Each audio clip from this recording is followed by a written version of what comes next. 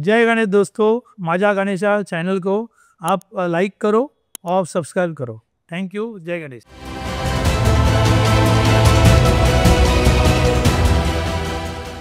माझ्या आईने मला माती मळून दिलेत त्यावेळेला, एक एक गोळे, दोन दोन गोळे।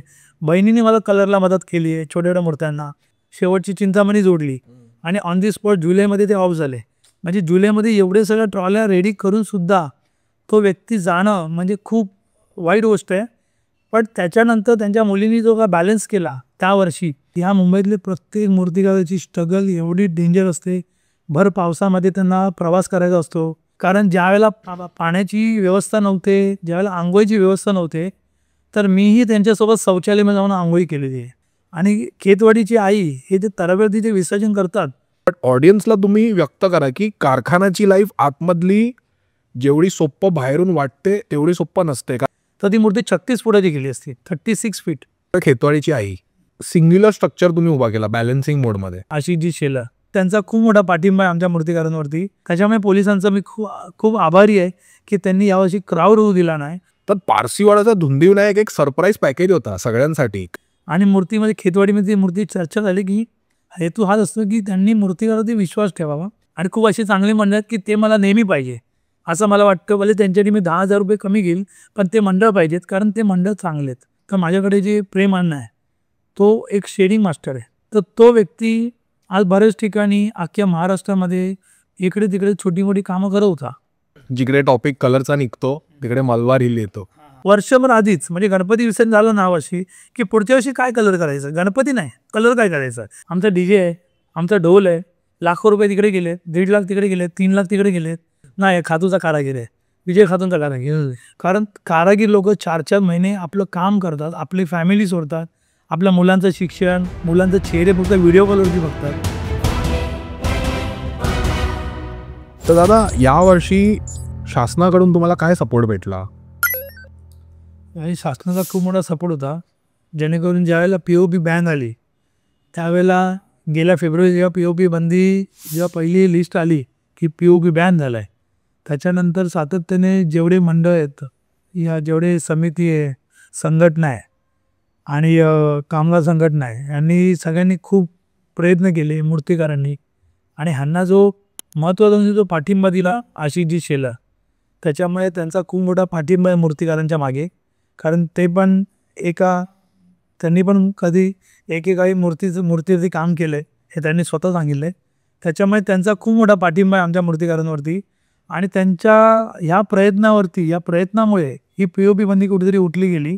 आणि आमच्या सगळ्या संघटनांमुळे, आमच्या समितीमुळे, जेवढ्या काही संघटना आहे समिती अख्ख्या महाराष्ट्रामध्ये, महाराष्ट्राच्या बाहेर, त्यांनी सगळ्यांनी एकत्र येऊन, मूर्तिकारांनी एकत्र येऊन जे काही लढा लढला त्याच्यामुळे ही POP बंदी उठली। आणि ही बंदी उठल्यामुळे हा शासनाचा खूप मोठा सपोर्ट आहे आम्हाला। आणि दुसरी गोष्ट, यावर्षी माझा एक वैयक्तिक अनुभव आहे की ज्याला मी पर्यवर्षामध्ये आलो तर त्या सुरुवातीपासून शेवटपर्यंत, नवरात्रीपर्यंत जो काही आम्हाला पोलिसांनी जो सहकार्य केला तो मी आजपर्यंत कधी बघितलं नव्हता। कारण मी गणसंकुलमध्ये पण होतो, पण त्यावेळेलाही पोलिसांचा सपोर्ट होता। पण इथे मला समोर बघायला मिळालं, कारण त्यावेळेला मला तिकडे बघायला मिळायचं नाही। कारण आमची जी वरची जी माझे व्यक्ती होते गणसंकुलमध्ये, त्यांनी आम्हाला खूप सारी सपोर्ट केला आणि त्यांच्या मागे पोलिस होते। त्याच्यामुळे आमचा कधी पोलिसांमध्ये संबंधच काय आला नाही, कारण सगळं ते आम्हाला सपोर्ट करायचे, मूर्तिकारांना सपोर्ट करायचे बाहेर। पण पर्यवर्षामध्ये कसं होतं, समोर पोलिस आमच्या कारखान्यात उभे राहायचे आणि बरंचसं आम्हाला सपोर्ट करायचे। मागून क्राऊड येतोय, फोडून क्राऊड येतोय, प्रत्येक मंडळाला कसं हँडल करायचं, प्रत्येक मंडळाने किती माणसं बाहेर पाठवायची, किती माणसं आत सोडायची, तर खूप काही असा त्यांनी सपोर्ट केला पोलिसांनी। त्याच्यामुळे पोलिसांचा मी खूप आभारी आहे की त्यांनी यावर्षी क्राऊड होऊ दिला नाही आणि प्रत्येक मूर्तिकाराला एवढं सपोर्ट केलं की जेणेकरून प्रत्येकाच्या कारखान्यामध्ये गर्दी झाली नाही आणि व्यवस्थितरित्याने गणपतीचं आगमन झालं आणि एक गणपती बाहेर निघाले। कारण काय होतं, ज्या वेळेला एक क्राऊड येतो, एक गणपतीचा क्राऊड येतो, तर एक टायमाला 20-20, 25-25 गणपती निघतात। आणि जर 25चे 25 गणपतीचे क्राऊड माझ्या कारखान्यात आले, माझ्या बाजूचे मंडळ आहेत, माझे सहकारी आहेत त्यांचे मंडळ आहेत, बाकीचे जे मूर्तिकार त्यांचे मंडळ आहे, म्हणजे प्रत्येक जर एका टायमावरती, एका दिवसामध्ये, एका जागेवरनं जर 100 गणपती निघत असतील तर 100 जणांचा क्राऊड किती होईल, तर हा तुम्ही विचारून पण सोयी करू शकत नाही आणि मूर्तिकार त्याच्यात सापडू पण शकणार नाही। त्याच्यामुळे जो पोलिसांनी जो सहकार्य केला खूप अप्रतिम. आम्ही त्यांचे सगळे मूर्तिकार मिळून आभारी आहोत की त्यांनी Bhoiwada police station, Lalbaug police station, परे पोलीस स्टेशन या त्यांनी जो आणि जे ट्रॅफिक पोलीस स्टेशन ह्यांनी जो सहकार्य केला, ट्रॅफिक जे थांबवली, टायमामध्ये ट्रॅफिक सोडली, म्हणजे ट्रॅफिक होऊ दिली नाही, ॲम्ब्युलन्स व्यवस्थित गेले, फायर ब्रिगेड व्यवस्थित गेले, ह्या जो आणि मागच्या साईडला तुम्ही बघितलं असाल सगळे हॉस्पिटल आहेत, KM हॉस्पिटल आहे, जे जे काटा हॉस्पिटल आहे सॉरी, तर हे बरेचसे हॉस्पिटल आहेत. म्हणजे तेवढं सगळं असूनसुद्धा कुठल्या गोष्टीची कमतरता नाही केली. या सगळं जे रीतिरिवाजाने जे पार पडले, गणेश उत्सव पहिला आगमन जो आपला सुरतचा झाला बरे वर्षामधून, तेव्हापासून ते नवरात्रीची शेवटची देवी तिथपर्यंत जेवढा सपोर्ट आहे तो सगळं पोलिसांनी केला, शासनाने केला. त्याच्यामुळे आम्ही खरंच त्याचा दिलगीर आभारी व्यक्त करतो की पोलिसांचं खूप सहकार्य लागलं आम्हाला. आणि वैयक्तिक असं नाही आहे की त्यांनी मित्राप्रमाणे येऊन आमची समजूत टाकली, प्रत्येक मूर्तिकाराची मीटिंग घेतली, आम्हाला येऊन वैयक्तिक समजवलं की अशा पद्धतीमध्ये आगमन करा, अशा पद्धतीत मूर्ती सोडा, ह्या पद्धतीमध्ये ह्या टायमावरती मूर्ती गेली पाहिजे. आणि कधी त्यांनी दबाव नाही दिला. खूप चांगल्या रीतीमध्ये एक भावाप्रमाणे सगळ्या मूर्तिकारांना समजवलं, मीटिंग्स घेतली आणि सगळ्या पद्धतीमध्ये आमचे गणपती व्यवस्थित गेले. त्याच्यामुळे मला खूप बरं वाटलं की पर्यवर्षामध्ये आलो आणि सगळ्या रीतिरिवाजाने मूर्त्या निघाल्या, टायमावरती काम झालं, टायमावरती मूर्त्या निघाल्या, कुठेही भांडण नाही, कुठेही लफडी नाही, कुठेही कोणाचा त्रास नाही, कुठेही कोणाची जोर जबरदस्ती नाही, असं कुठल्या गोष्टी घडल्या नाही, अपघात नाही किंवा काही घात नाही, कुठल्या गोष्टी काय झाल्या नाही. सगळ्यांच्या मूर्त्या, मंडळाच्या मूर्त्या, सगळ्या मूर्तिकारांच्या, माझ्याही मूर्त्या, सगळ्यांच्या मूर्त्या चांगल्या पद्धतीमध्ये पोलिसांनी बाहेर काढल्या आणि पोलिसांना मी सॅल्यूट करतो.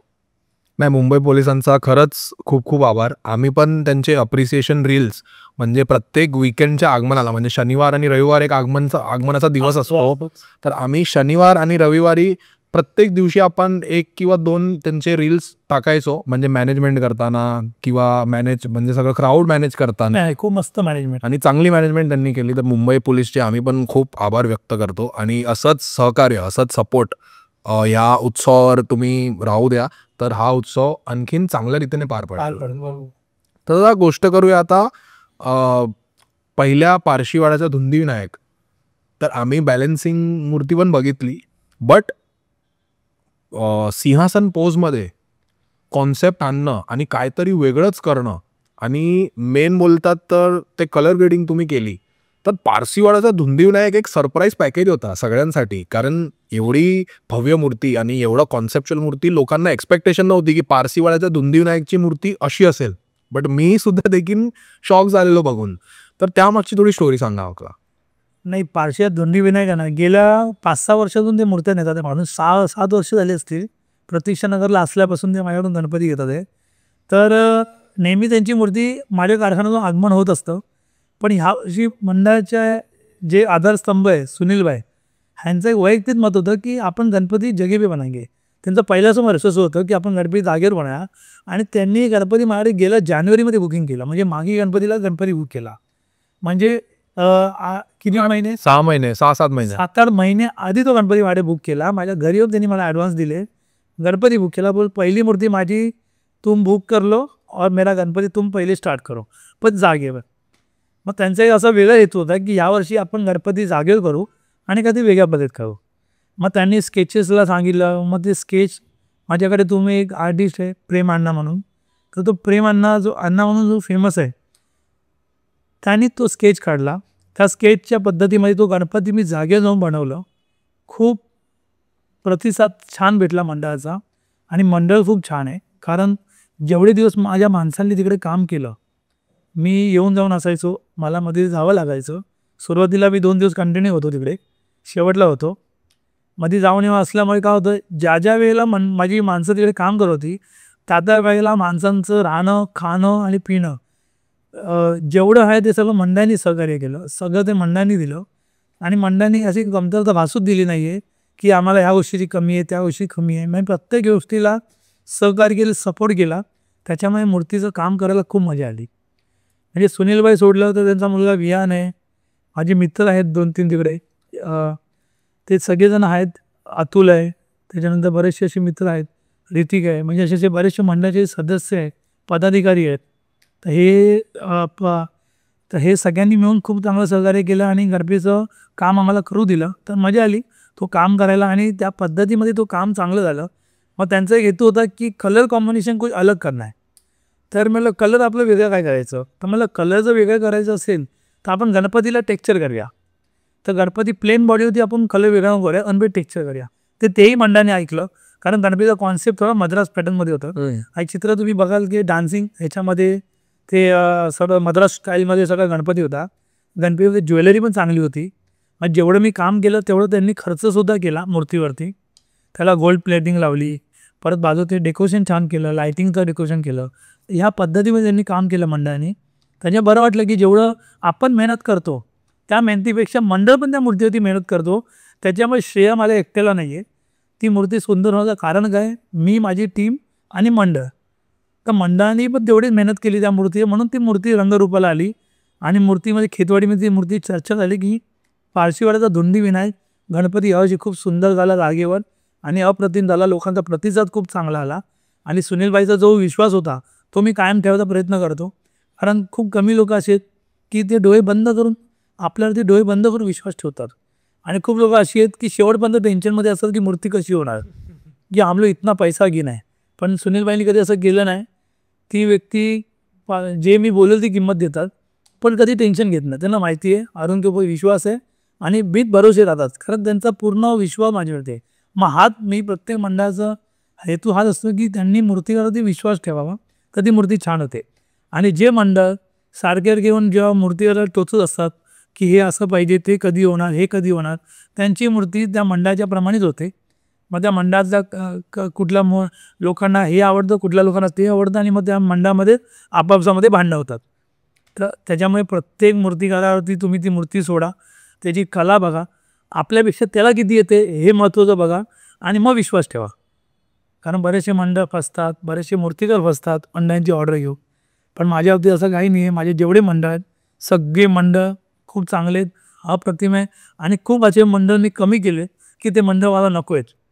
आणि खूप असे चांगले मंडळ आहेत की ते मला नेहमी पाहिजे असं मला वाटतं. भले त्यांच्यासाठी मी 10,000 रुपये कमी घेईल, पण ते मंडळ पाहिजेत, कारण ते मंडळ चांगले आहेत, त्यांचा रिस्पॉन्स चांगला आहे आणि त्यांची सहानुभूती चांगली आहे आणि त्यांची एकी चांगली आहे आणि माझ्यावर ठेवलेला विश्वास आहे तो चांगला आहे. त्याच्यामुळे पार्श्वचा धुंडी विनायक खूप चांगल्या पद्धतीत बनवता आला. आणि कलर कॉम्बिनेशनची तू बोलला आहेस, तर माझ्याकडे जे प्रेम अण्णा आहे तो एक शेडिंग मास्टर आहे. तर तो व्यक्ती आज बऱ्याच ठिकाणी अख्ख्या महाराष्ट्रामध्ये इकडे तिकडे छोटी मोठी कामं करत होता, पण कधी त्याच्यामधली कला कोणी बघितली नाही. तो एवढा चांगला आर्टिस्ट आहे, त्याच्यामधली कला कोणी बघितली नाही, त्याला एक प्लॅटफॉर्म नाही मिळाला. पण गेल्या 3 वर्षापासून त्याला मी प्लॅटफॉर्म दिलं आणि त्याला बोललो की नाही तू कर, तुझ्याकडून होईल. 3 वर्ष आधी त्याला मी पहिला गणपती मारून दाखवला की गणपती अशा पद्धतीमध्ये कलर जाऊ दे. पण आज तो माझ्यापेक्षाही चांगल्या पद्धतीमध्ये कलर खेळतो त्या गणपतीवरती. बहुत तरसता था मैं, मतलब कैसा कि एक टाइम था ऐसा कि मैं हर एक वर्कशॉप पे जाने का, देखने का, काश मेरे को भी ऐसा एक चांस मिले. तो बहुत सोचता था मैं, एक बार चांस मिलेगा ना अपन करेंगे करके. भगवान की दुआ से भाई इतना बड़ा बड़ा मूर्ति बना रहा हूँ और कर रहा हूँ और दादा से सीख रहा हूँ और मेरे को बहुत अच्छा लगता है. और पहली बात मेरे को कोई चांस नहीं देता था, कि किसी को लगता था ना कि भाई नहीं ये नया है, कोई चांस देता ही नहीं था. बट दादा दिया तो मेरे लिए तो वो तो भगवान है भाई, क्योंकि उसने ना बहुत हम लोग के लिए ना बहुत हेल्प किया. उनके पास से हम लोग इतना सीखते हैं ना, बहुत कुछ सीखते हैं कि बस. और उनके बारे में तो बोलना है बहुत ये है, मतलब कम है बोलने के लिए भी. और ये दादा भी है हमारा का प्रसन्न दादा, हम छोटा मोटा रहता है तो हम लोग को गलती बताते रहता है अन्ना ना दादा. अन्ना ऐसा खुद को बहुत कम बता रहा है. एक्चुअली पूरे मूर्ति का जो शेडिंग है वो अन्ना करता है. और अगर आप देखोगे अरुण दत्ते कृष्णल आर्ट के जो मूर्ति के जो शेड्स है वो इतने एक्सपेरिमेंटल है, एक नहीं है. तो हर एक मूर्ति में कुछ ना कुछ अलग है. ब्लू है, कहीं पे ग्रीनिश शेड है, कहीं पे कुछ और है. तो ये सब एक्सपेरिमेंट्स अन्ना हम लोग ऐसे मिलके बैठ के डिसाइड करते हैं. खेळायचे मला दाखवतो की मी असं करू का, मी असं केलं तर चांगलं वाटेल का. माझ्या सगळ्या गोष्टीमध्ये गायडन्स घेतो. तर कुठे गोष्टी नाही कळलं तर मी त्याला सांगतो की नको हा कलर, आपण कलर असा घेऊया. तर तो माझ्या गोष्टी ऐकतो आणि त्या पद्धतीमध्ये जे कलर खेचतो, तर ते आज तुम्ही सगळ्यांनी बघितलं की गणपती कलर कुठल्या पद्धतीमध्ये होतं. त्याच्यामुळे त्याची जी कलर खेचण्याची जी टेक्निक आहे ती अप्रतिम आहे. कारण आज तुम्ही बघितलं असेल प्रत्येक बाजूला गणपती नॉर्मल शेडिंग बघितली असाल, कानामध्ये लाली मारली, दागिन्यांना ग्रीन मारलं आहे, झाला गणपती. पण तुम्ही माझी गणपती बघाल, तुम्ही किंवा इकडचा दिल्या रोडचा गणपती बघाल, तर तुम्ही सगळे वेगवेगळ्या पद्धतीमध्ये कलर, म्हणजे बरेच गणपती असे मलबार हिल बघाल की तोही मंडळाचा आपण नंतर बोलू त्या विषयावरती. तर ते सगळे गणपतीचे कलर कॉम्बिनेशन असतात ना, ते माझ्या कॉन्सेप्टमध्ये असतात, मंडळाच्या कॉन्सेप्टमध्ये असतात. पण ते कलरची टेक्निक कशी खेळायची हे त्या कलर खेचणाऱ्यावरती आणि जो त्याच्यासोबत जो उभा असतो त्याच्यावरती डिपेंड असतात. म्हणून ते गणपती कलरमध्ये असे उठून दिसतात. त्याच्यामुळे त्या व्यक्तीचं पण मी खूप महत्त्व देतो माझ्या कामामध्ये, प्रेमांना. त्याच्यामुळे त्या गोष्टी चांगल्या होत असतात आणि पारशीवाडा धुंदी विनायक तो चांगल्या पद्धतीमध्ये झाला आणि चांगल्या कलर कॉम्बिनेशनमध्ये झाला. तर दादा, कलरची जिकडे टॉपिक कलरचा निघतो तिकडे मलबार हिल येतो. तर मलबार हिल आम्ही गेल्या 3 वर्षापासून बघतोय की वेगवेगळे कलर कॉम्बिनेशन्समध्ये तुम्ही त्यांना मूर्ती देतात आणि ह्यावेळी ही एक चांगलीच म्हणजे वेगळीच काहीतरी मूर्ती तुम्ही दिली. तर हे सरप्रायझिंग फॅक्टर आहे आणि रिस्क फक्त बॅलन्सिंग मूर्तीमध्ये नसतो, कलरिंग मूर्तीमध्ये पण असतं. बरोबर. कारण तुम्ही ब्लू कलर, व्हाईट कलर, यावर्षी सिल्वर कलर, क्रोम होता, क्रोम, तर ह्यामध्ये पण रिस्क फॅक्टर आहे. बट मलबार हिलची मूर्ती पण एवढी चांगली तुम्ही बनवता आणि एवढं कलरवर तुम्ही एक्सपेरिमेंट करता, तर त्यामागचा तुमची म्हणजे काय प्रोसेस असते आणि मंडळ ह्यामध्ये तुम्हाला सपोर्ट करतो, ओपनिंग देतो की काय आहे? काय होतं, मलबार हिल हे असं मंडळ आहे ना, ते खूप वरच्या लेवलला विचार करतात. मंडळामध्ये 2-3 कारागीर एवढे कलाकार आहेत ना, म्हणजे परेश भाऊ आहेत आणि मंडळाचे अध्यक्ष आणि बाबूभाई म्हणून आहेत आणि अजून 2-3 जण आहेत जे वर्षभर आधीच, म्हणजे गणपती विसर्जन झालं ना वर्षी, की पुढच्या वर्षी काय कलर करायचं, गणपती नाही कलर काय करायचं, गणपती कुठलेही असू दे मग आपण कलर काय करायचं ह्या विषयावरती त्यांची चर्चा झाली असते. आणि ती चर्चा माझ्यासोबत वर्षभर मला फोन करतात, मी हा विचार केला, तुला कसं वाटतं, 2-3 महिन्यानंतर एक फोन असतो की आपण हा विचार असायचा कलर करूया, तुला काय वाटतं. तर मी म्हटलं ठीक आहे तुमच्या पद्धतीमध्ये. मग त्यांची जी कलर कॉम्बिनेशनची जी चर्चा असते, म्हणजे ते वर्षभर ते विचार करत असतात की या वेळेला काय करूया, वेगळं काय करता येईल, लोकांना काय चांगलं वाटेल, तर ह्या विषयावरती असतात. त्याच्या आनंद असं वाटतं की ते वर्षभर त्या गणपतीच्या याच्याकडे गणपती वेळेत, जसे मी गणपती वेळ आहे, तू गणपती वेळ आहे, तेही गणपती वेळेत, पण ते गणपतीला लोकांना काहीतरी वेगळं दाखवण्यासाठी आणि आपल्या मंडळाला काहीतरी वेगळं काहीतरी करणं, म्हणजे बाप्पाला वेगळ्या रूपामध्ये वेगवेगळ्या कलरमध्ये करायची त्यांची इच्छा असते. आता ह्यावर्षी जो क्रोम करायचा होता तो त्यांनी गेल्या नवरात्रीमध्ये आठवला की पुढच्या वर्षी आपण सिल्वर करूया आणि क्रोम करूया.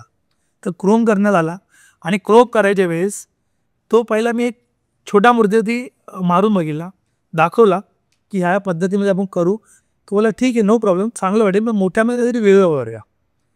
आणि रिक्स त्या कलरची अशी असते की आपण गणपतीच्या बरोबर 2 दिवस आधी कलर मारतो.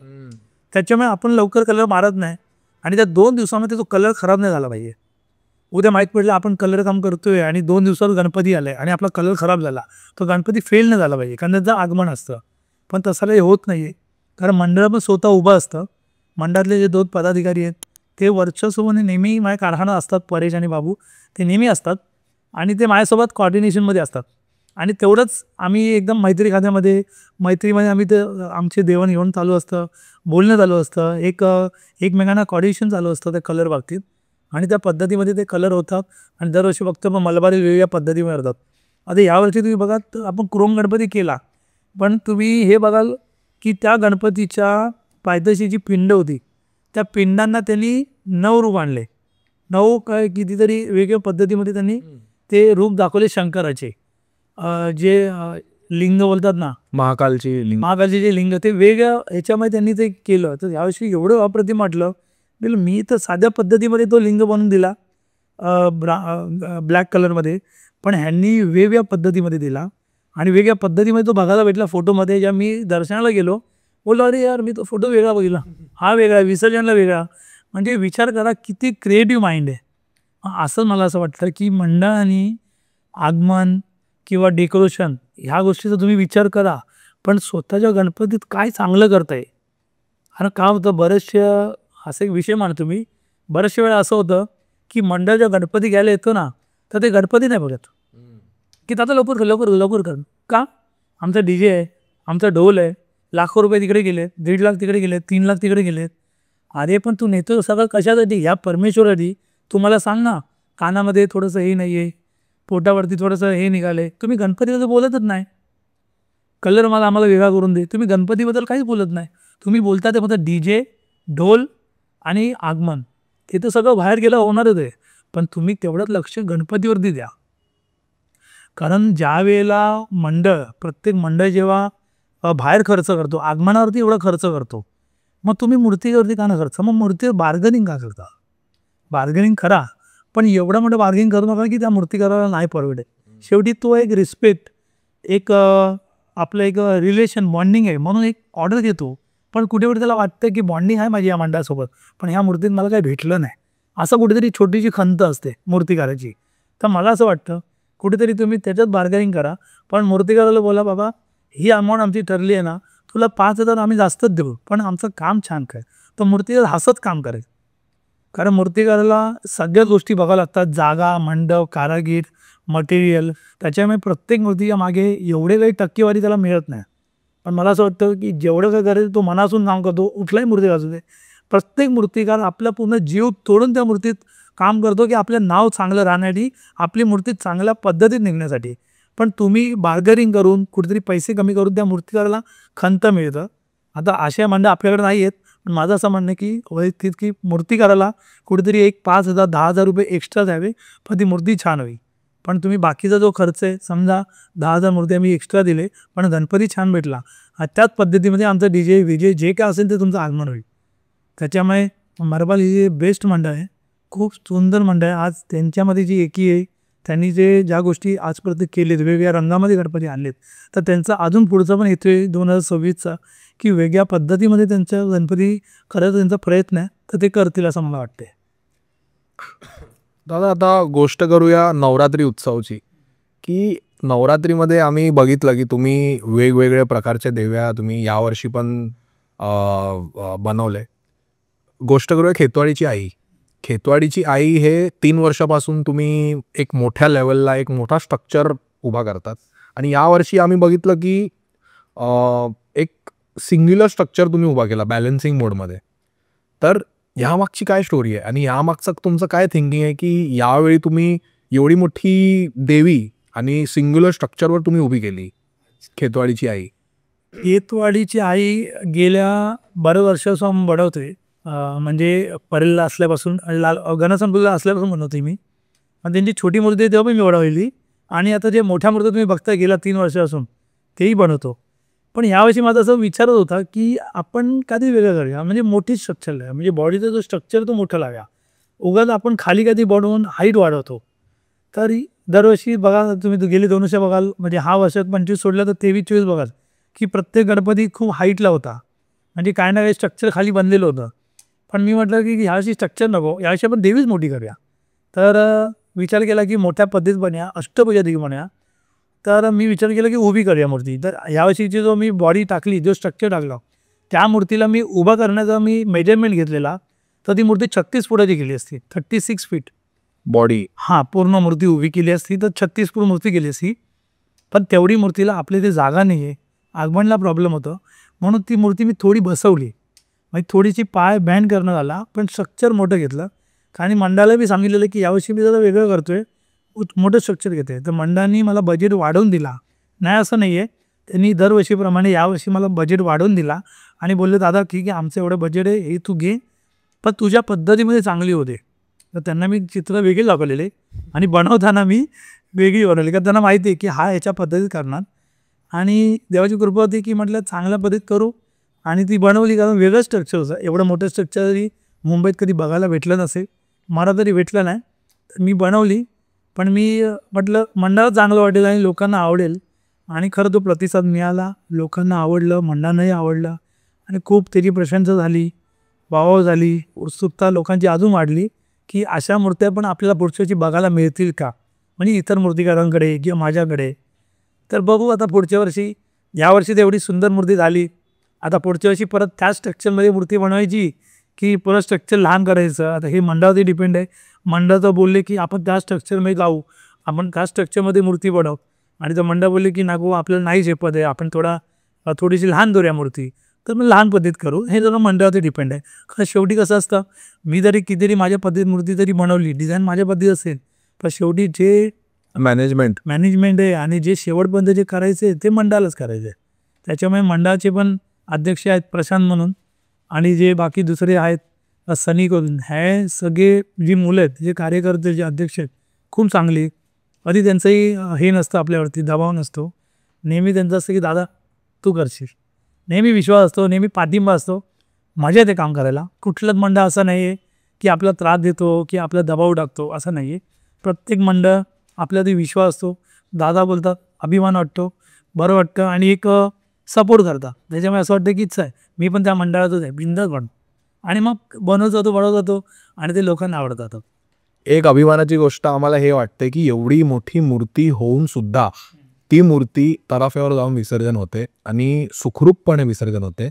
गणपतीत क्वांटिटी खूप जास्त असतात, ते सगळ्यांना माहिती आहे. बट नवरात्रीमध्ये पण एवढी मोठी मूर्ती गिरगावला जाऊन तराफ्यावर विसर्जन करणं हे सोपं नाही आहे. मी बघितलं आहे, मी गेल्या वर्षी पण होतो, यावर्षी पण होतो.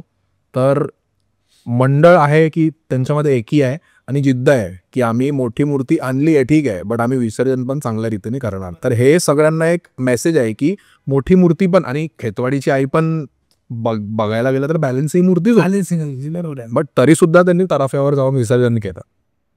काय होतं, हा जो स्ट्रक्चर आहे ना, म्हणजे तराफ्यावरती घ्यायचा, कारण ह्यांनी गेल्या 4-5 वर्षांनी ते तराफ्यावरती मूर्ती विसर्जन करतात. ठीक आहे, वेळ असतो, जागा असते, तराफे रेडी असतात, ह्यांना भेटतो. पण मला असं वाटतं की ज्यांना चान्स मिळेल तराफ्यावर, त्यांनी तराफ्यावरती मूर्ती बुक करा, म्हणजे बसून विसर्जन करा.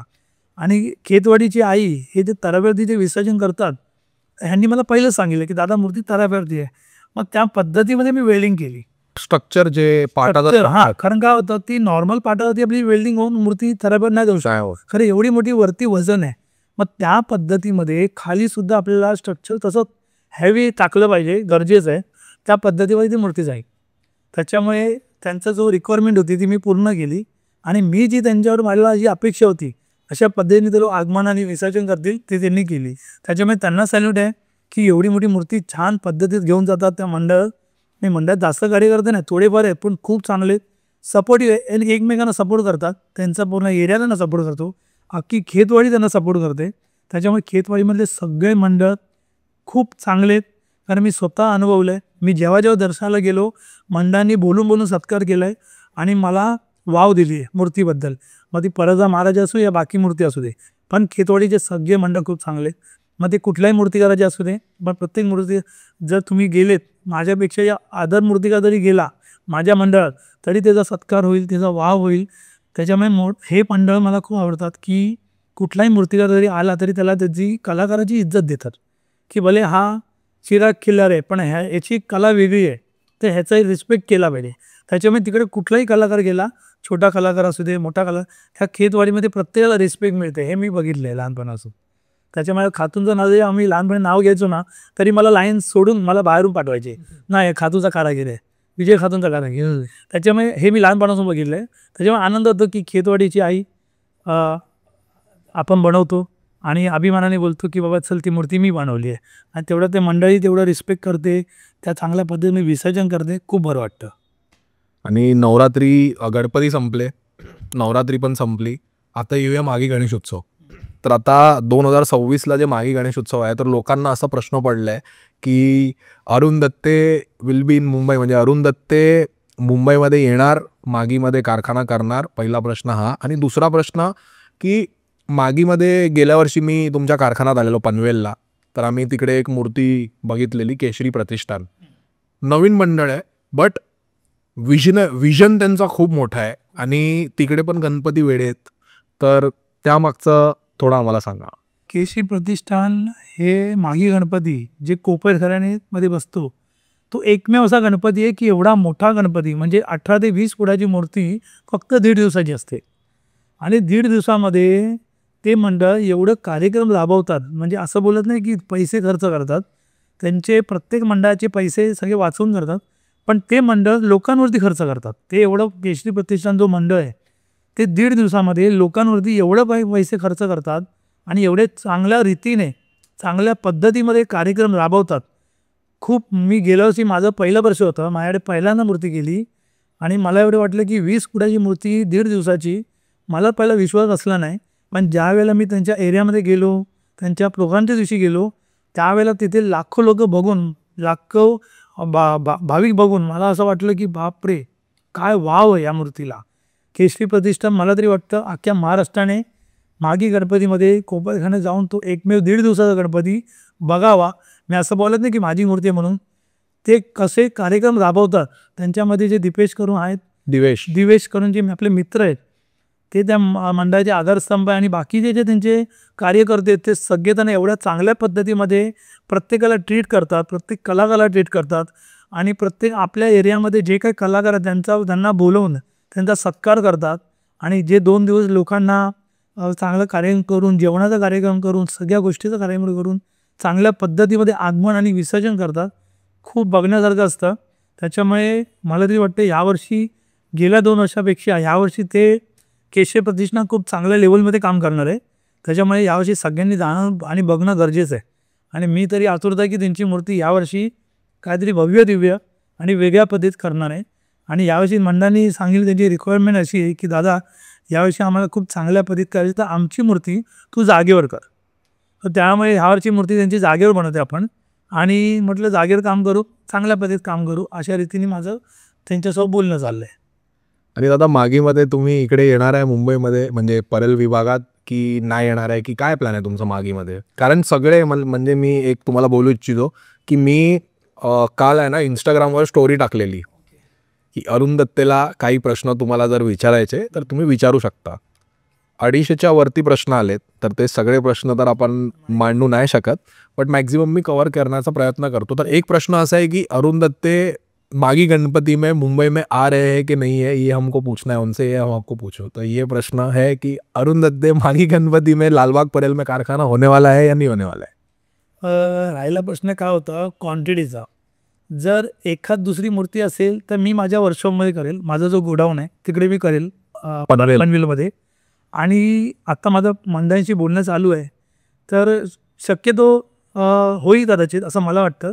कारण मंडळांशी बोलणं चालू आहे, तर जसे मला मूर्त्यांचे ऑर्डर्स रिक्वायरमेंट येतील, कारण मागे गणपतीमध्ये काय होतं सगळ्यांचं बजेट नसतो. प्रत्येक मंडळ कुठेतरी विचार करतो की थोडंसं कमी याच्यामध्ये आपण चांगलं काम करू आणि जवळच्या जवळ मूर्तिकार मिळेल, या जवळच्या जवळ आपल्याला आगमन करता येईल तसं करू. कारण सगळेजण वर्गणी देतील अशाच भाग नाही आहे आणि प्रत्येक मंडळाच्या सदस्यांनी आपल्या खिशातले ऑलरेडी पैसे चतुर्थीच्या गरबीमध्ये टाकलेले असतात. त्याच्यामुळे मागीमध्ये परत त्या गोष्टीचा खर्च येतो. त्याच्यामुळे मंडळी विचार करतो की आपण जवळच्या जवळ आगमन करू, जवळच्या जवळ मूर्तिकार बघू. त्याच्यामुळे शक्यतो सगळ्यांनाच जी काही किंमत आहे ती जशी ठराविक नाहीत. आणि आमचा कसं एक मूर्तिकार म्हणून मी ॲज अ मूर्तिकार म्हणून बोलतो की मागी गणपती बनवायचं म्हटलं तर परत एक सेपरेटली मंडप, मंडपाचे पैसे, परत जागेचे पैसे, माणसांचं परत कारागीर स्पेशल येतात तर ते परत डबल चार्ज करतात. मग त्यांचा जो खर्च आहे, मग हा खर्च वैयक्तिक आम्हाला परवडत नाही आहे. म्हणजे राहिला प्रश्न पैशाचा नाही आहे, पण तेवढे थोडे गणपती पाहिजे की जेणेकरून ते बनवायलाही मजा येतील.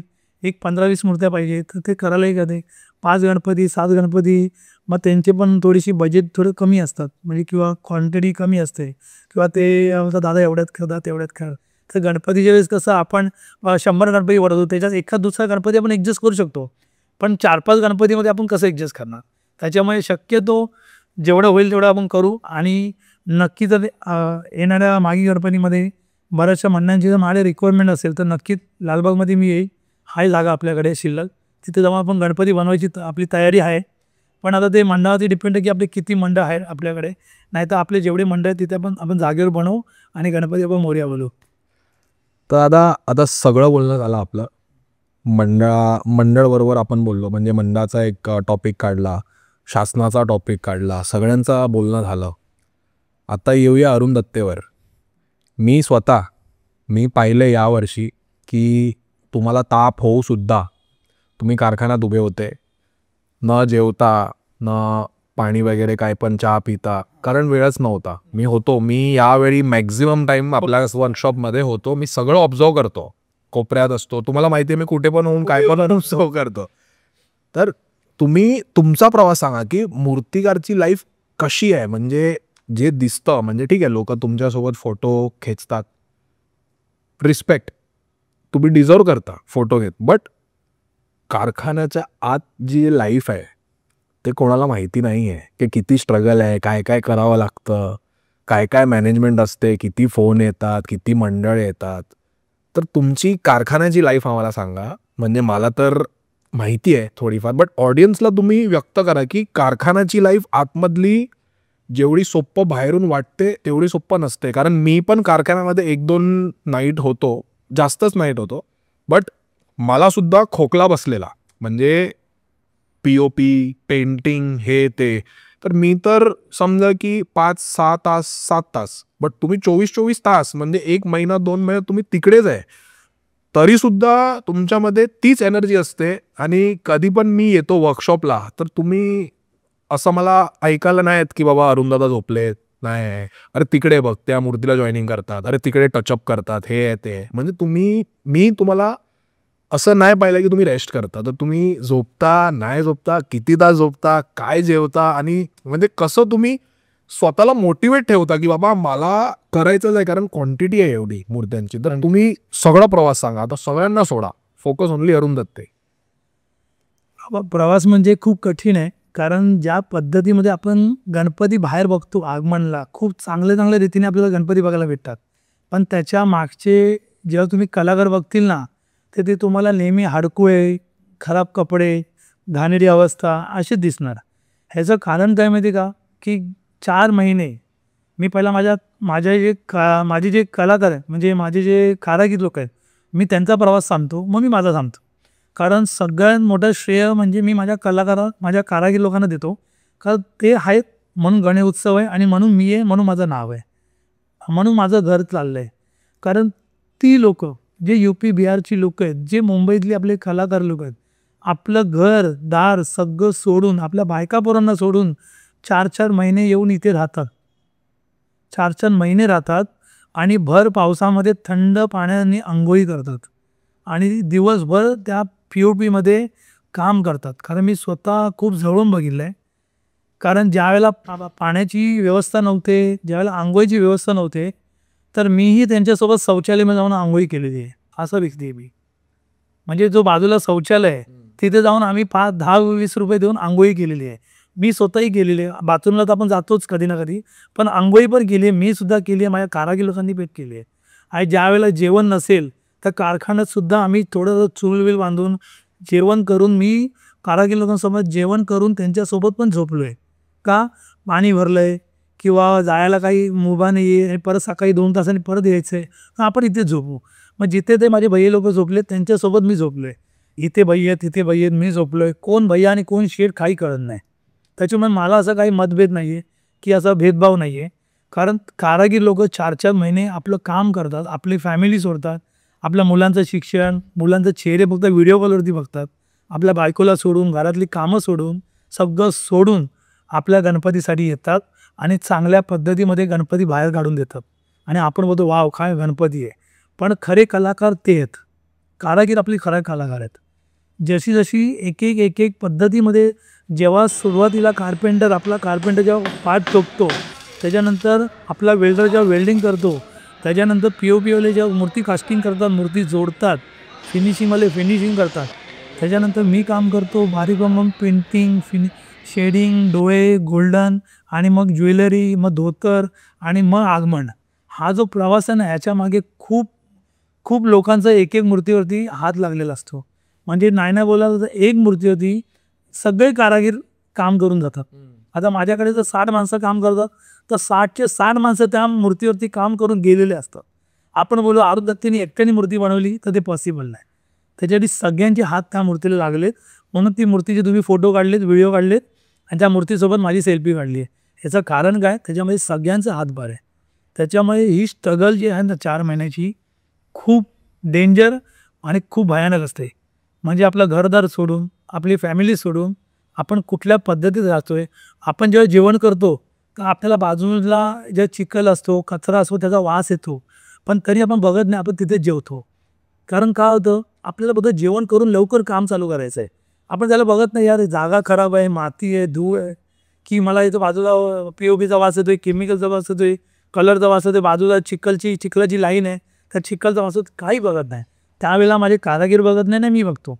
फक्त आपलं जेवण करायचं आहे, पटकन आवरायचं आणि कामाला लागायचं आहे. आणि ज्या पद्धतीने आपण काम करत असतो त्यावेळेला आपण टिफिन येऊन पडलेला असतो 3-3 तास. मग 4 लोक दादा बोलणार, दादा अरे तुझा डबा पडलाय, दादा अरे जेवण खराब होईल. मग दुपारचं 2चं जेवण आपण कधी कधी 6, 6:30, 7 वाजता जेवतो आहे. आणि रात्री 9चं जेवण आलेलं, टिफिन आलेलं, ते मी ऑफिसमध्ये जाऊन रात्री 2-2, 3-3 वाजता, 4-4 वाजता जेवतो. म्हणून माहीत नाही पडत की कामामध्ये आपला वेळ कसा निघून जातो. आणि कधी कधी टिफिन खराब झालं तर जेवणही मिळत नाही. आणि कित्येक वेळा असं झालं आहे की माझा टिफिन खराब झाला आहे आणि मी लालबाबांना गाडी काढली आणि सायन हॉस्पिटलच्या बाहेर जाऊन राईस खाल्लं आहे. असं बऱ्याच वेळा झालं आहे की टिफिन खराब झालं आहे. मग आता मी घेऊन जाऊन खाणार काय? आणि सकाळचे 3:30-4 वाजले, डबा खोलून बघितला, अरे खराब झालं, मग काय करू? मग एक काम कर, गाडी काढ, सायन हॉस्पिटलच्या बाहेर रात्रभर चालू असतं, मग तिकडे जाऊन आपलं पावभाजी खा किंवा इडली खा. मग ते खाऊन मग जाऊन झोपलो आहे 2 तास. म्हणजे अशी वेळ आपल्याला काढावी लागते. आणि शेवटला तुम्ही बघितलं की किती नाईट, म्हणजे कधी शेवटचं मी झोपलो आहे 4 तास हे मला माहीतच नसतं. की मी 4 तास कधी झोपलो आहे हे मला माहीतच नाही. की फक्त गणपती आणि गणपती. अरे एकदा आगमन सुरू झाले ना 1 महिना आधी, टाइम लागत. कंटिन्यू ते आगमनामध्ये आपण एकदम विलीन होतो, जेवण विसरून जातो, खाणं विसरून जातो, फक्त काम. आणि अशा वेळेला जर जिकडे कारागीर कमी पडतात आहे, उद्या समजा धोतर टाकणारा आला नाही तर मी स्वतः चढून धोतर टाकतो. उद्या शेडिंग करणारा बिझी आहे किंवा त्याला काही प्रॉब्लेम झाला तर मला गन टाकून मला कलरनी शेडिंग करायला लागते. उद्या डोळे काढणारा कुठेतरी अडकला आहे, या त्याला येताना आलं, आपण डोळे काढायला लागतं. त्याच्यामुळे कसं असतं, परंपरेने स्वतः वैयक्तिक मूर्तिकार असल्यामुळे सगळी कामं स्वतःला येणं खूप गरजेचं आहे. तर मी कारखानदार आहे, तर मी मूर्तिकार आहे. नाही तर मी फक्त बोलतात नाही व्यावसायिक आहे. जर मला येतच नाही आणि मी लोकांच्या भरोश्यावरती कारखाना खोलला आहे तर मी व्यावसायिक आहे. पण आज जर मी स्वतःच्या भरोश्यावरती जर कारखाना चालू केला आहे तर उद्या जर झाडू मारणारा जरी न आला ना तरी मी पूर्ण कारखाना झाडू मारेल, एवढी पण माझी तयारी आहे. आणि मी मारतो सुद्धा. पण उद्या जर डोळे काढणार जरी न आला तरी डोळे चांगल्या पद्धतीने लेन्स काढून देईल, एवढी माझी ताकद आहे. म्हणजे झाडू मारल्यापासून गणपतीचे डोळे काढण्यापर्यंत हा प्रवास जो कलाकाराचा जो प्रवास आहे तो वैयक्तिक गुण आपल्यामध्ये असला पाहिजे. मग तो भले कुठल्याही मूर्तिकाराचा कमी असता असू दे, असं नाही की तू चांगलंच काम केलं पाहिजे, पण वेळेवरती तुला ती गोष्टी गन पकडता आलं पाहिजे, कलर मिक्स करता आले पाहिजे, डोळ्याची ठेवण व्यवस्थित आली पाहिजे, तर ह्या गोष्टी आल्या पाहिजे. तर ॲज अ मूर्तिकार तर म्हणजे आपलं काम कुठे अडत नाही. त्याच्यामुळे ही जी कारखान्याची असली लाईफ आहे ना ती खूप डेंजर आहे. खूप लोक येतात बघतात की आम्ही नेहमी घामाघूम असतो, कधी कधी माझी फॅमिली येते किंवा माझे मित्रपरिवार येतात, माझे बघतात, पण माझं त्यांच्याकडे लक्ष नसतं. का? कारण मी ते गुंगीत असतो, गणपतीच्या गुंगीत असतो. कधी तू येतो 1 तासानंतर तुला बोलतो, अरे तू कधी आलास? तर बोलतो, दादा मी येऊन 1 तास झाला. अरे मी तुला आत्ता बघतोय. नाही तुमचं कामात बिझी होते. नाही बिझी नसतो आम्ही. एवढं गणपतीमध्ये वाहून गेलो असतो ना की कळत नाही की चिराग समोरून गेला आहे, पण मला माहीत नाही तो चिराग आहे. आपण कामात हे असतो, नंतर अचानक चिराग तो आहे. म्हणजे ह्या गोष्टी अशा बऱ्याच घडल्या आहेत. माझी आई वगैरे येऊन एकदा अशी समोरून जाऊन अशी बाजूला उभी राहिली आणि नंतर मी बोललो, अरे मम्मी तू कधी आलीस?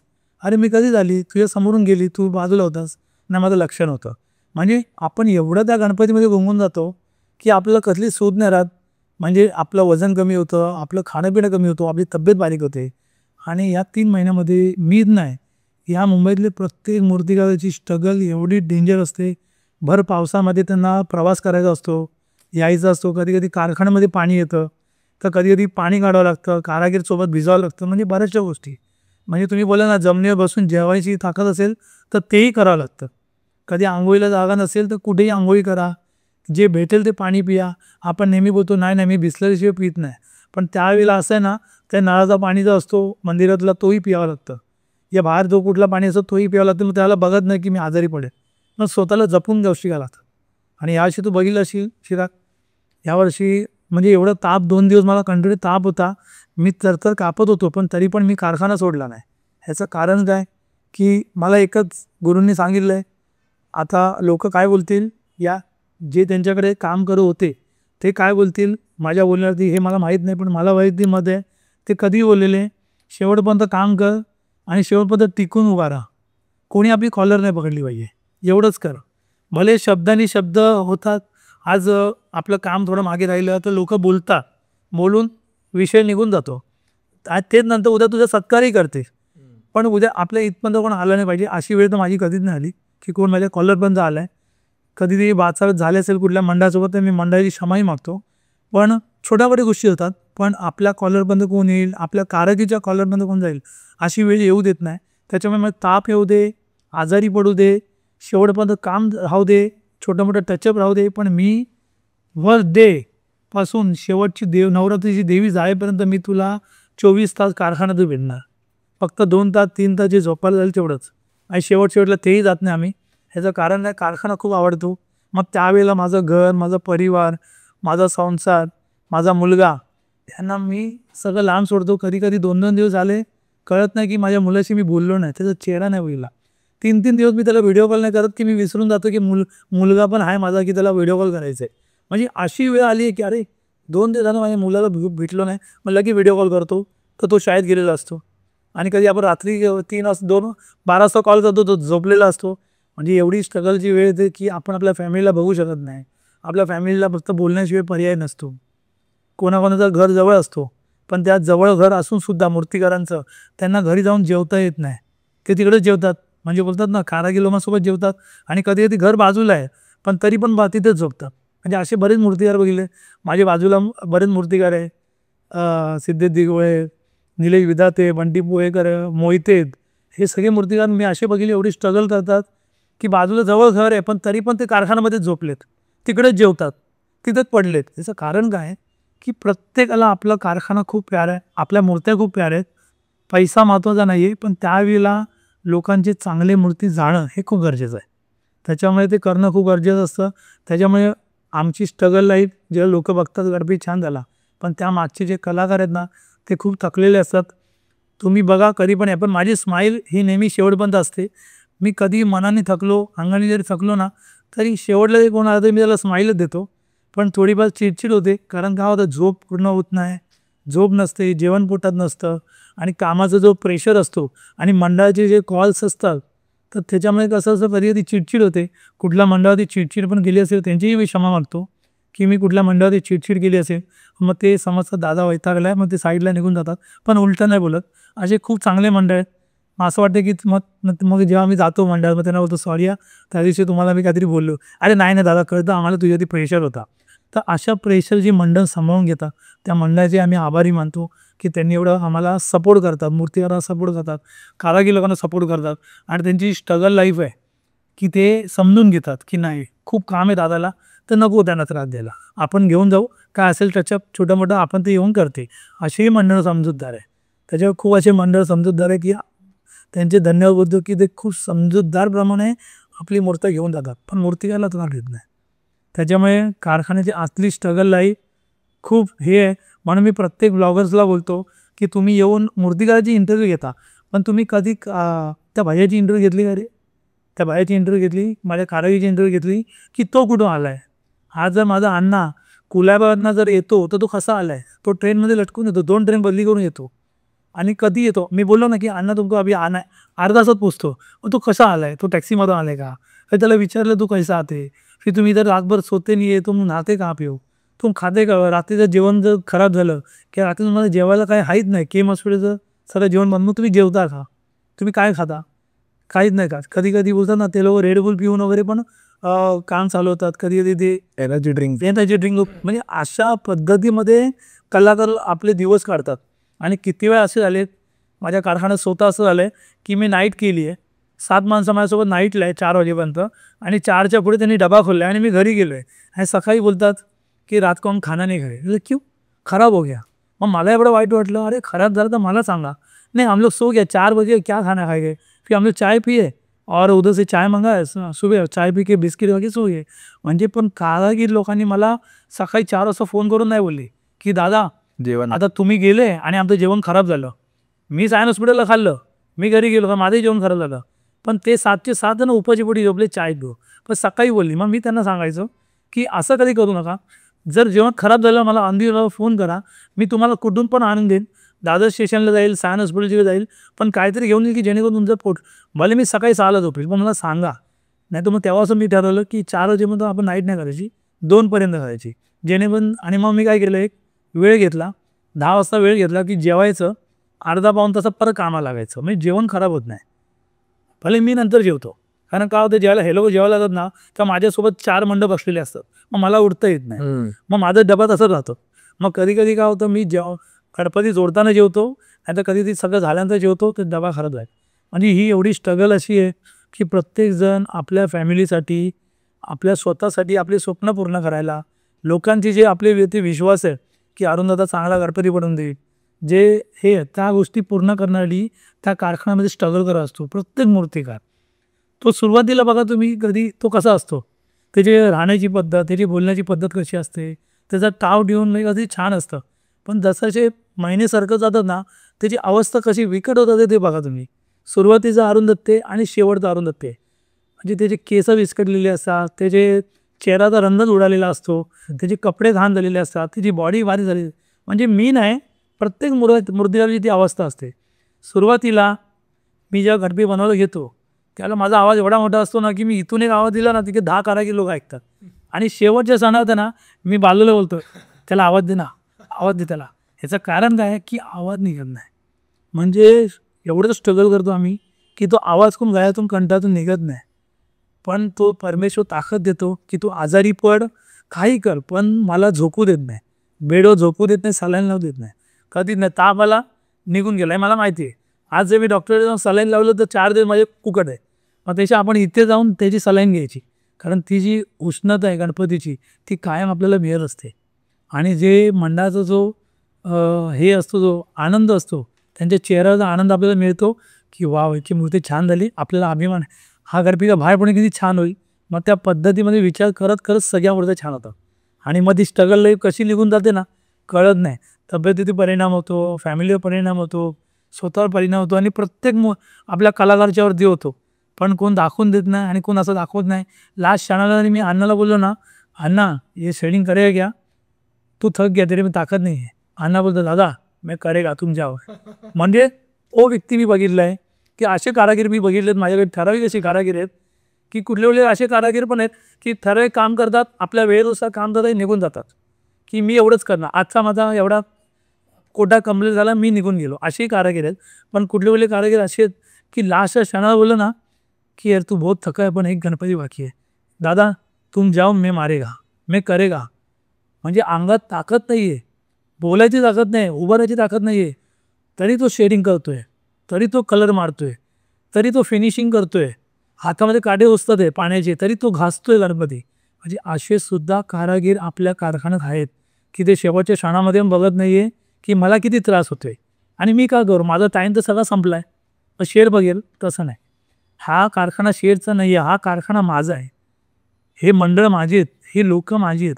म्हणजे प्रत्येक कारागीर, प्रत्येक कलावंत जेव्हा स्वतःचं समजून करतो ना तेव्हा तो कारखाना सक्सेस होतो. नाहीतर काय, बरेच कारखाने नाक्यावर पण असतात पण ते फक्त विक्रीदार असतात, कारखानदार नसतात. कारखानदार आणि मूर्तिकार तोच जे स्टार्ट टू एंड पर्यंत उभं राहून स्वतः गणपती बनवून घेतात.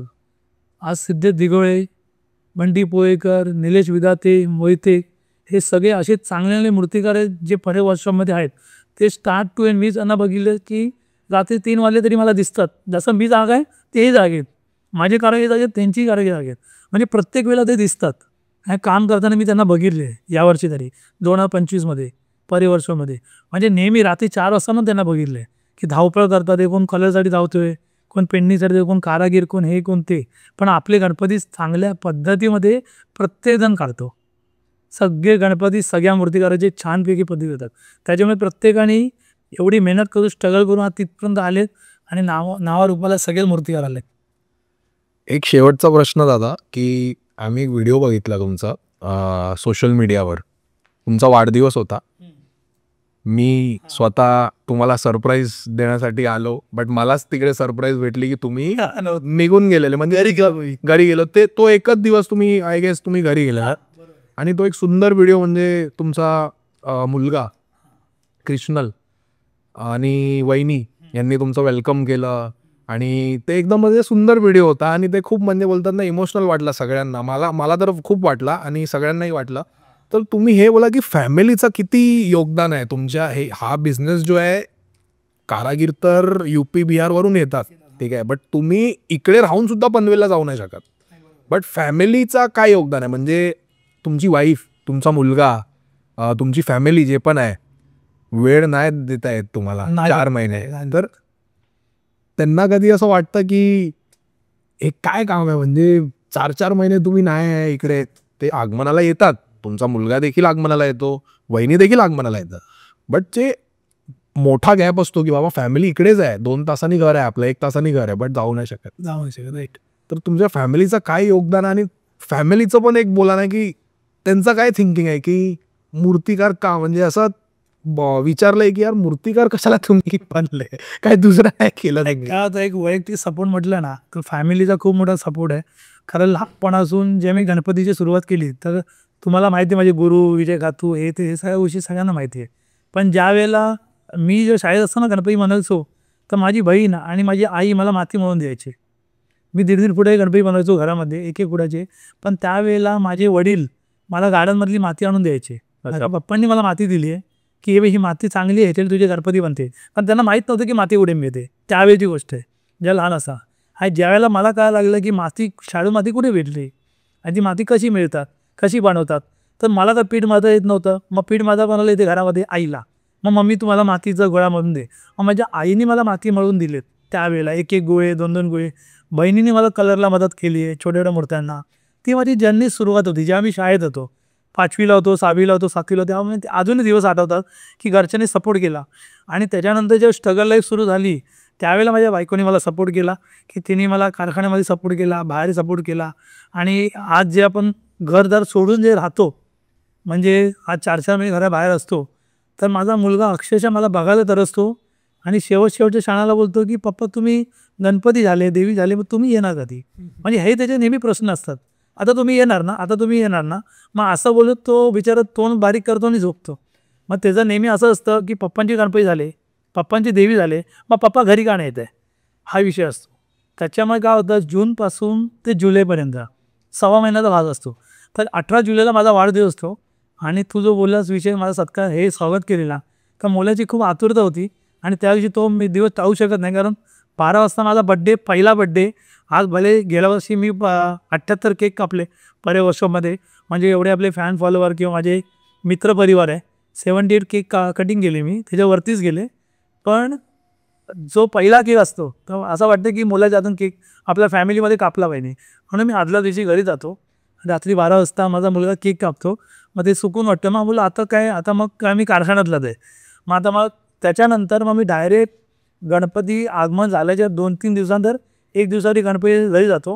आणि त्याच्यानंतर परत मग नवरात्रीसाठी 20 दिवस कारखान्यामध्ये असतो.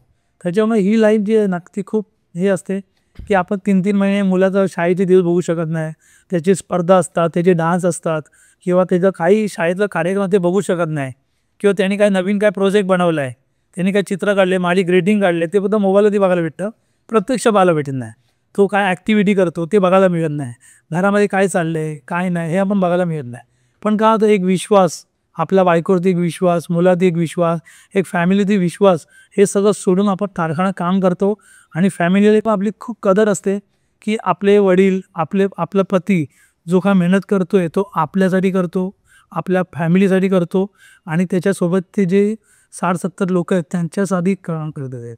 आणि ते कुठल्या रीतीने करतात आहे, ते ऑफिसमध्ये बसून AC मध्ये बसून पैसे कमवत नाही आहे ना, AC मध्ये बसून ते गणपती बसवत नाही आहे. ते जीवाचं रान करून, रक्ताचं पाणी करून ते काम करतात आहे. कारण आपली स्ट्रगल, आपली लाईफ हे सगळ्यांना दिसते. कारण मी सांगितलं तुम्हाला मध्येच, लॉकडाऊनच्या वेळेस, ह्याच्या वेळेस आम्ही शौचालयामध्ये जाऊन सुद्धा आंघोळी केलेली व्यक्ती आहे. मी स्वतः केलेत, कारण जागा नव्हती आणि पर्यायही नव्हता. घर सोडून राहायचं तर पर्यायही नव्हता, आपलं जाणं गरजेचंच आहे. आज तुम्ही बघता की बॅलन्सिंग गणपती केला, एवढं नाव झालं, पण त्याच्या लाईफची जी कथा आहे ही तुम्ही बघा, ही बाजूला सोबत राहून तुम्ही जाणून घ्या. शेवटी कसं असं प्रत्येकजण आपलं आपलं वर्चस्व, मोठेपणा नको चालत नाही, की मी माझा मोठेपणा बोलत नाही. तुम्ही माझ्यासोबत कधी कारखान्यात राहा, न चुकता माझ्याकडे बघत राहा, की माझ्या कारागिरांमध्ये बघा की ती कशी लाईफ जगतात. थंड पाण्यामध्ये तुम्हाला हात धुता येत नाही, पण ते लोक बिचारे टाकीच्या पाण्याने सगळे आंघोळी करतात. म्हणजे एवढं थंड पाण्यामध्ये, भर पावसामध्ये आंघोळी करतात, कोण करते, असा विषय. म्हणजे हा जी लाईफ आहे स्ट्रगलचा खूप असतो. 4 महिना आपलं घर परिवार सोडून, आपल्या फॅमिलीला न बघता आपण जे दिवस काढतो ते खूप वेगळे असतात.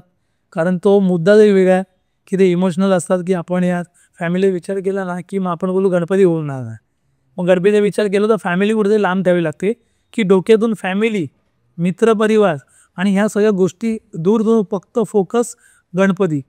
आज आपण कुठल्याही एका क्षणावर बसलो तर मी फक्त हाच विचार करतो की आता मी कुठला गणपती जोडायला घेतला आहे, मी अमुक गणपती जोडायला घेतला आहे, मग तो कुठल्या पद्धतीत केला तर चांगला वाटेल, मी हा विचार करतो. पण मी कधी फालतू विचार नाही करत की मी हे केलं तर काय होईल, पैसे भेटले तर मी गाडी घेईल, पैसे भेटले तर मी हे करेल, हा विचार नाही करत.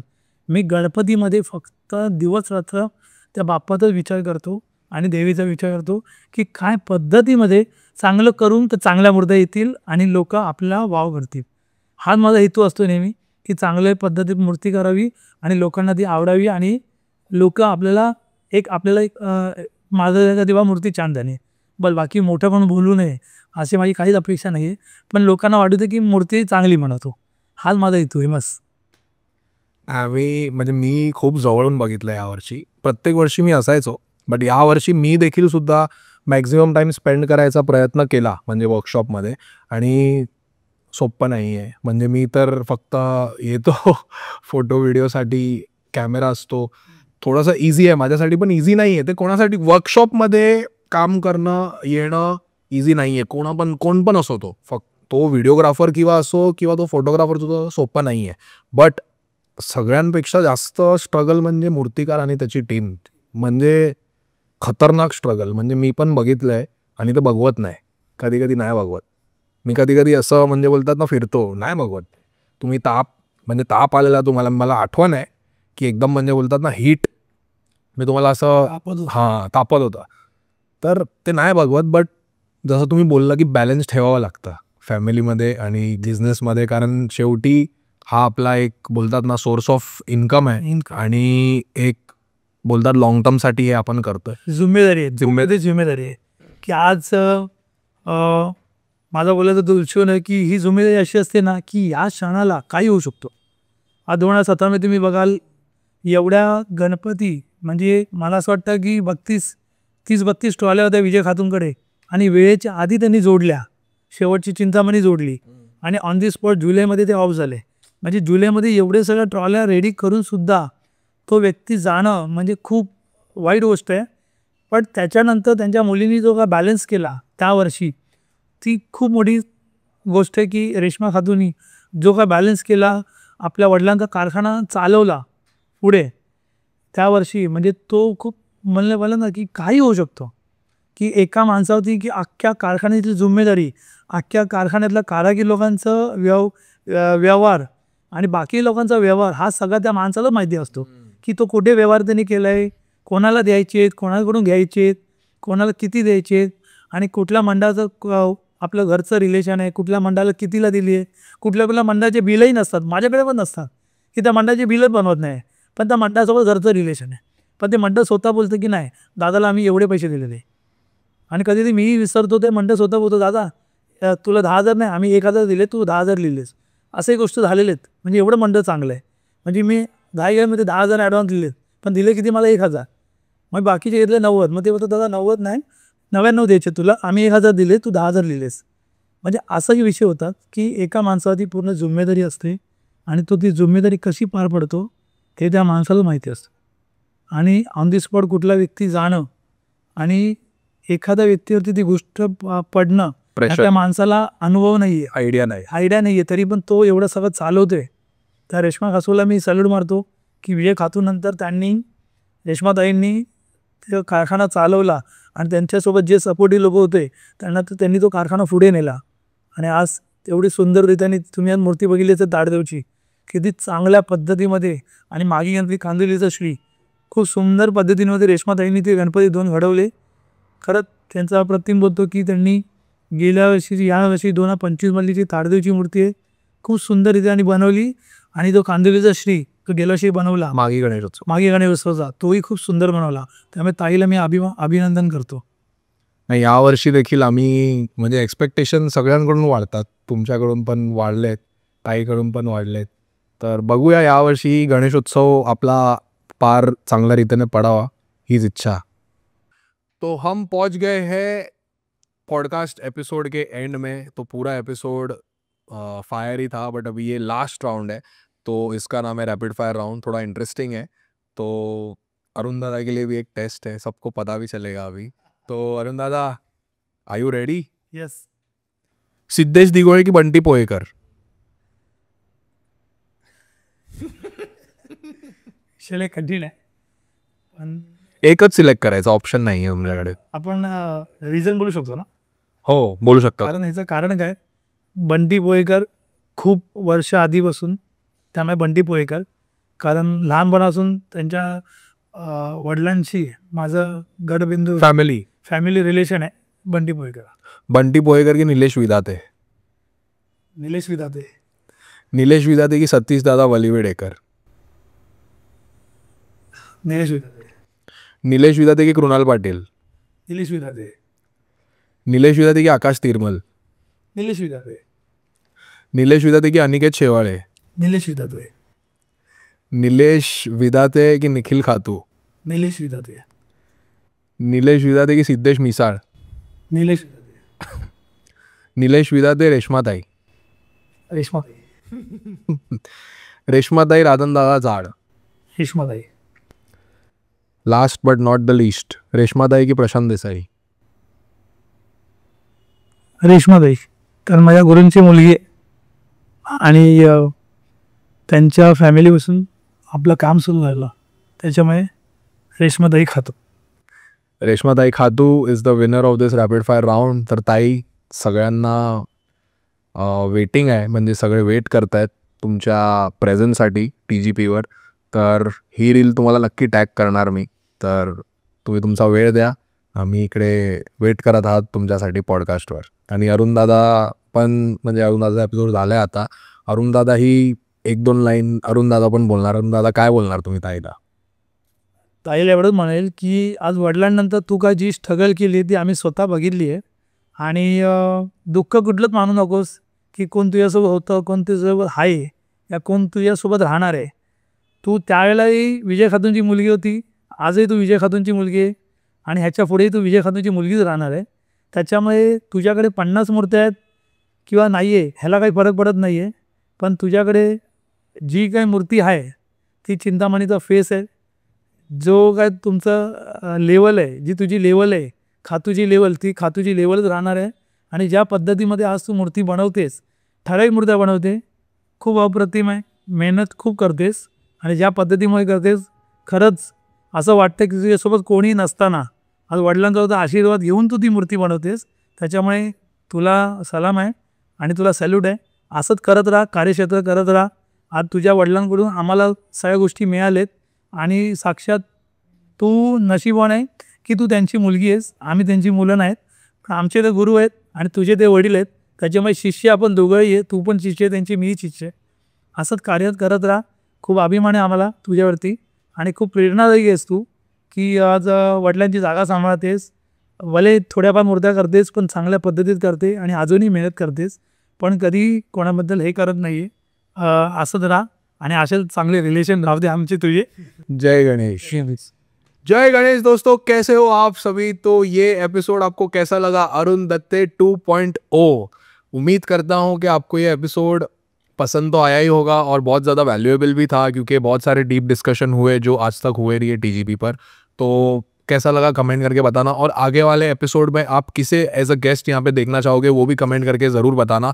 हमने देखा है कि 70% से ज़्यादा, म्हणजे 70% से ज़्यादा हमारे जो व्यूअर्स है वो हमारे सब्सक्राइबर्स नहीं है. तो जिसने भी सब्सक्राइब नहीं किया है हमारे चैनल को, तुरंत सब्सक्राइब करें और हमें ऐसे ही सपोर्ट बनाए रखें. हम पूरे साल एक्टिव रहने वाले हैं और पूरे साल गणेश उत्सव आपके दिल में रहेगा. ये हम ट्राई करेंगे हमारे चैनल के माध्यम से. ऐसे ही सपोर्ट बनाए रखना. जय गणेश. मिलते हैं अगले एपिसोड में. पैकअप अरुण दत्ते 2.0 सुपर हिट. बेस्ट मूर्तिकार से जो है अरुण शेठ दत्ते. वाओ.